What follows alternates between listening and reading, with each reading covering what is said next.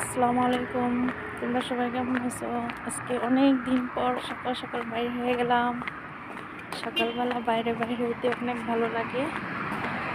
অনেক দিন পর আজকে সকাল সকাল বাইরে হলাম, তো খুব ভালো লাগতেছে। আজকে ঠান্ডা অনেক কম, অন্য অন্য দিনে আজকে অনেক ঠান্ডা কম। রাস্তা একদম ফাঁকা, গাড়ি ঘোড়া কম।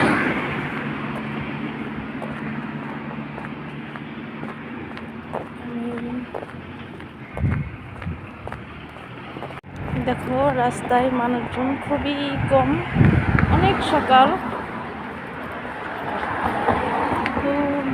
রোদ এখনো ওঠে নাই।